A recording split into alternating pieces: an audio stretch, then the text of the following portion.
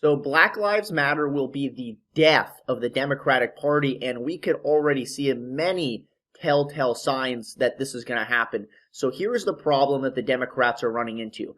They thought they could just be big, flamboyant cheerleaders for BLM, but they didn't realize that they actually have to enact laws in association with being cheerleaders as well. They thought that they could just kneel with BLM people, they could put on kente cloths, they could go outside in the streets, put on their Black Lives Matter t-shirts, hold up my I Can't Breathe sign. Oh, you want to change the name of the roads, you want to have your name in downtown intersections in huge yellow print, Black Lives Matter? Sure, go ahead.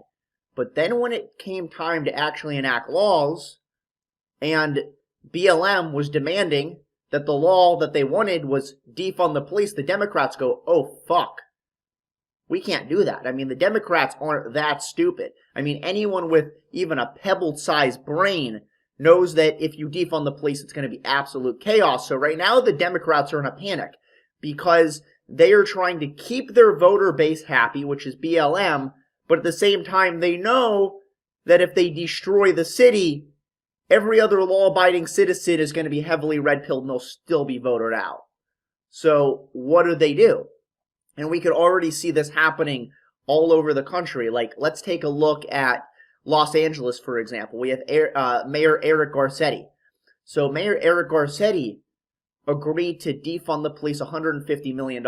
He goes, okay, well, we can't completely defund the police. We know it's a crazy idea. So what is the smallest amount I can get away with? So he takes away $150 million and tries to, this is like a show of solidarity with his BLM supporters. Look, I'm trying to defund the police. They go, no, not so fast. We didn't mean partially defund. We mean completely defund. And the mayor knows that he can't do that. So the leader of BLM came out in Los Angeles and called the people, the officials in charge of Los Angeles, she called them liberal white supremacists.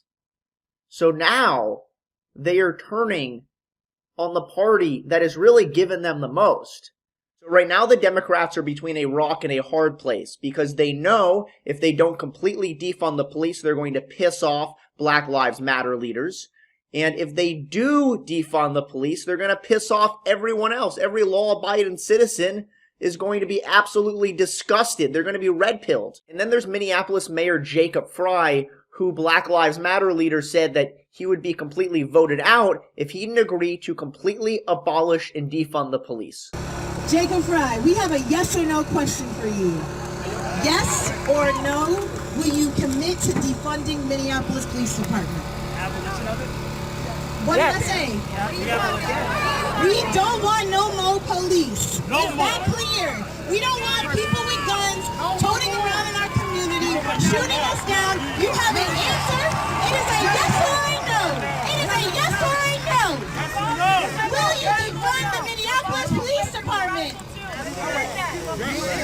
All right, be quiet, y'all. Be quiet, because it's important that we actually hear this. It's important that we hear this, because if y'all don't know, he's up for re-election next year. If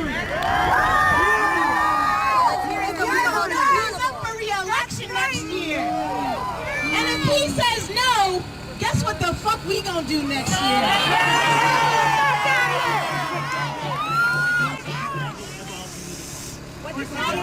Louder, one more time. Loud and clear. Louder.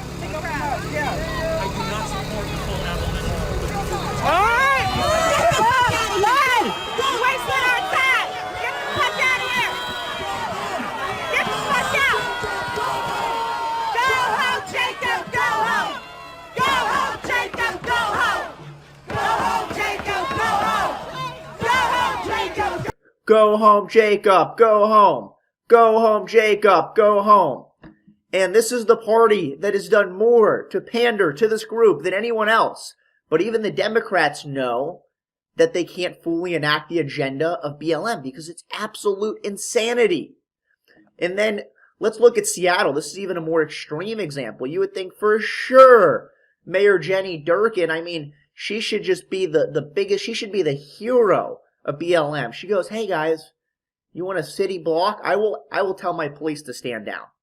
I'll let you guys just take over the city. You could just have your own utopia, BLM paradise. There's going to be no cops there to bother you or make you live in fear, because you know those scary cops that are making all those black people live in fear, just hunting them down like the animals they are on a daily basis. Yeah, well, we're not going to have any of those cops. You guys are going to be able to live peacefully in your utopia, cop-free. And then what ends up happening, of course, many black people die in that zone in the absence of any police, but she still kind of lets it go on until, after all that, the BLM people come marching to her house. That is when it struck a chord. That is when there was some fear. She goes, oh, fuck. You guys are still coming after me? I gave you guys a city block. And even before that, the BLM people are banging on the doors to City Hall. What should any logical politician do? I don't know, get the police and say, hey, what the hell are you guys doing? You're trying to vandalize City Hall. Get the hell out of here. But no. She goes, oh, you're trying to get into City Hall?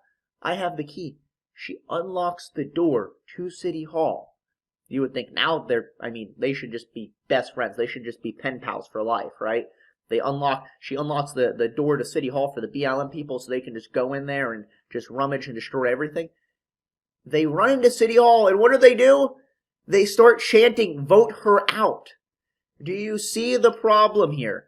Even when you bow to the mob, if you don't do so and fully comply with their demands, and you just do it partially, they still want to vote you out. The problem is, even the Democratic politicians know that the agenda of BLM is absolutely batshit crazy, and they can't enact it because it will destroy their city. It will red pill everyone else.